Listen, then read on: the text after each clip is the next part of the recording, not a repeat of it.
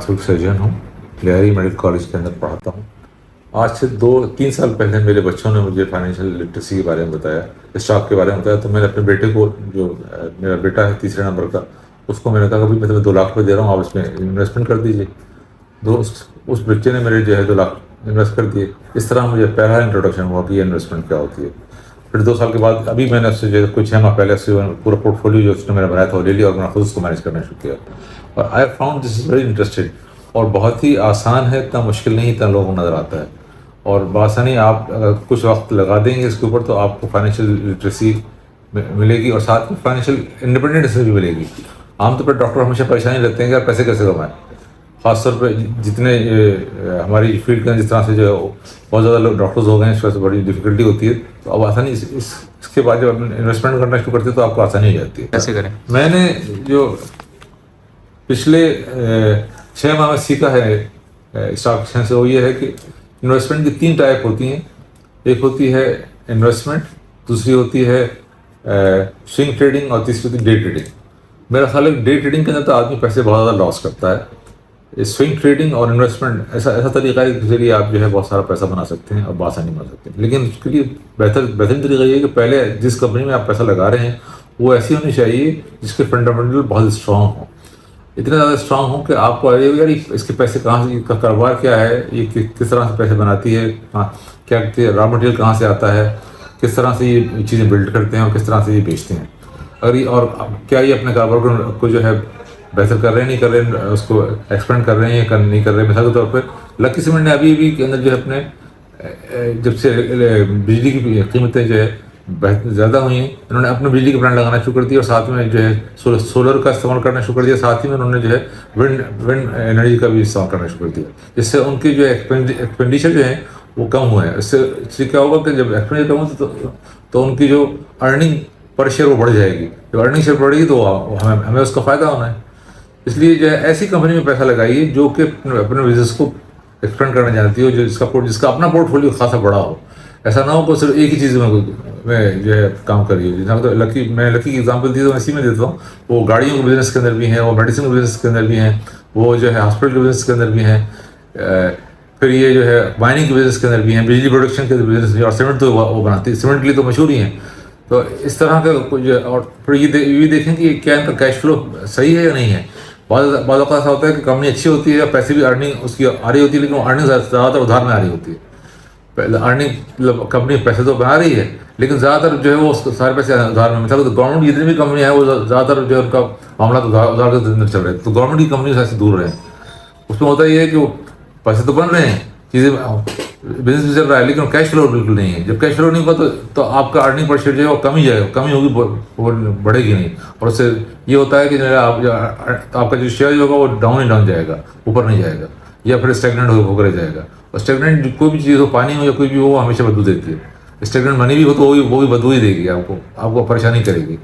तो मेरा ख्याल ये है कि आपका पोर्टफोलियो जो एक तो जो है वो वाइड होना चाहिए, और पोर्टफोलियो में अगर अच्छे आप यानी पढ़ने वाले हैं तो 4 या 5 कंपनियाँ काफ़ी होती हैं। 4 या 5 कंपनियाँ आप इन्वेस्टमेंट में रखें, 4 या 5 कंपनियाँ आप जो है स्विंग ट्रेडिंग में रखें, और बमुश्किल 3 से 5% अपने पैसे का जो है ना वो डे ट्रेडिंग में अगर आप करना चाहते हैं तो। वरना तो उसकी मेरा ख्याल डे ट्रेडिंग की जरूरत नहीं है। डे ट्रेडिंग में आमतौर पर आदमी पैसा लॉस ही करता है। किसी को बहुत ज़्यादा शौक होता है और बहुत ज़्यादा एक्सपर्ट समझता है अपने आप को, तो फिर वो ये डे ट्रेडिंग जो है सिर्फ और सिर्फ वो 2 या 3 से या 5% का पैसा लगाया उसमें। आमतौर पर डे ट्रेडिंग में पैसा लॉस ही होता है, आप कमाते कुछ भी नहीं है। Sir, your favourite companies? मेरी फेवरेट कंपनी में यार मैं जो है 4-5 कंपनियां हैं जिनमें एक तो माड़ी है, हपको है। हपको आने कभी डाउन गई, लेकिन मुझे लगता है कि वो आने वाले वक्त के अंदर दोबारा से उठेगी। क्या नाम है, लकी सीमेंट है। लकी सीमेंट के अलावा मेरे ख्याल में जो है मीज़ान बैंक भी एक अच्छी फेवरेट कंपनी है। UBL एक मेरी जो है वो फेवरेट कंपनी है। इस तरह जो है वो इस फाइनेंशियल लिटरेसी की तरफ आना चाहिए। ख़ासतौर पर स्टॉक में किस तरह से आपने पैसा इन्वेस्ट करना है उसको पता होना चाहिए। अगर वो नए जूनियर्स हैं तो उनको ऐसे चाहिए कि एक छोटे से अमाउंट से स्टार्ट करें। 3 से 4,000 रुपये, 5,000 रुपये से आप जो है स्टॉक के अंदर जो है अपने इन्वेस्टमेंट स्टार्ट कर सकते हैं। हर महीने पैसे अपने जो है वो बचाएं اور ایک فکس اماؤنٹ کر لیجیے. 3,000 کسی کی فرض کرے 30,000 بنا تو 3,000 10% تقریباً 3,000 بنتے ہیں. کسی 50,000 تو وہ 5,000 10% تقریباً میرا خیال 10% کافی ہوتا ہے. 10% کے قریب جو ہے اپنا اماؤنٹ ہر مہینے انہوں نے جو ہے انویسٹ کرنا ہے.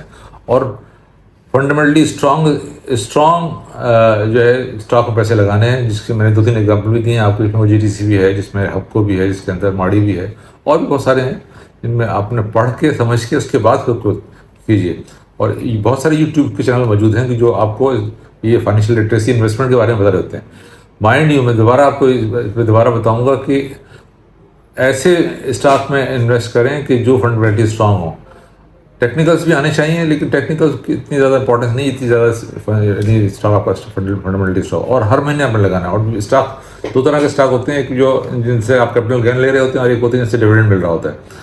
تو اپنا جو ڈویڈنڈ وہ اماؤنٹ ہوتا ہے پیسے کا جو کمپنی ہر سال کے کچھ حصوں کے اندر اپنے جو فائنینشیل ایئرس کے بعد کچھ پیسے اپنے منافع میں سے جو ہے اپنے جو شیئر ہولڈرس کو دے رہی ہوتی ہے. تو وہ بھی ری انویسٹ کرتے ہیں اس کے اندر, ٹھیک ہے. اور اپنے جو ہر مہینے آپ بڑھا رہے ہیں, جو لگا رہے ہیں پیسے, اس کے اندر بھی تھوڑا اماؤنٹ جو بڑھاتے جائیں. سال کے فرض کریں آپ نے پہلے لگا رہے 10%, تو اس کے اوپر 11% کر دیں نیکسٹ ایئر. اس سے اگلے سال جو ہے 1% بڑھا کے مزید جو اس کو 12% کر دیں. اس طرح سے ایسے ایسے اپنے جو ہے انویسٹمنٹ بڑھاتے جائیے. اور اس سے ہوگا یہ کہ آپ جب ایٹ دا اینڈ آف 10 سال کے بعد 5 سال کے بعد جب اپنے پورٹ فولیو کو دیکھیں گے, تو آپ نے فرض کریں 1 لاکھ روپے لگائیں تو 1 لاکھ 10 لاکھ کیا تقریباً وہ 1 کروڑ قریب پہنچ جائیں گے. اور اس طرح سے آپ کو فائنینشیل لٹریسی حاصل ہوگی. یعنی اگر جس طرح سے لوگ گھروں کے اندر وہ کرتے ہیں, پیسے جمع کر رہے ہوتے ہیں آپس میں, ہاں کمیٹی ڈال رہے تو کمیٹی آپ وہاں نہ ڈالیں, آپ کمیٹی اس میں اسٹاک میں ڈالیں. اس سے آپ سے 2 طرح سے فائدہ ہوگا. آپ کو جو ہے ڈویڈنڈ بھی ملے گا اور آپ کو کیپٹل گین بھی ملے گا.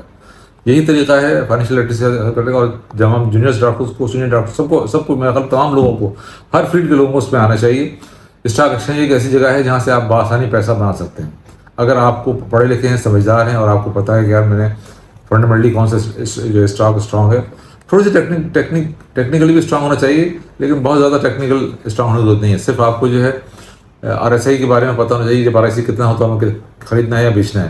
اس طرح سے یہ موونگ ایوریج کے بارے میں تھوڑا سا پتہ ہونا چاہیے. ٹرینڈ یا ٹرینڈ کس طرح اپ ورڈ ٹرینڈ ہے یا ڈاؤن ورڈ. جب بھی ٹرینڈ اپ ورڈ ہو آپ نے, اور ریزسٹنس سے اوپر جا رہا ہو, تو آپ نے اس وقت جو ہے چیزیں خریدنی ہوتی ہیں. اور جب سپورٹ سے اوپر جا رہا ہو تو اس کو خریدنی ہوتی ہیں. جب ریزسٹنس سے نیچے آ رہا ہو ٹرینڈ, تو اس کو آپ نے اپنی جو چیزیں ہوتی ہیں وہ بیچنی ہوتی ہیں, اگر آپ زیادہ منافع لینا ہے تو. اور یہی طریقہ ہے. اور جتنے بھی پڑھے لکھے سمجھدار لوگ جو ہیں, اور جو اسٹاک ایکسچینج میں برس سے کام کریں, ان کا بھی یہی طریقہ ہے. یہی طریقہ جو ہے کامیابی کی طرف آپ کو لے کے جائے گا. Your story, how you started. میرے 2 بیٹے تھے, دونوں چھوٹے والے بیٹے دونوں گریجویٹ ہیں, اور ایک سافٹ ویئر انجینئر ہے, ایک جو ہے اس نے BE کیا ہے انڈسٹریل مینجمنٹ. تو دونوں نے فائنینس, ان کو باقاعدہ پڑھائی گئی تھی کالج, تو انہوں نے وہاں سے سیکھا.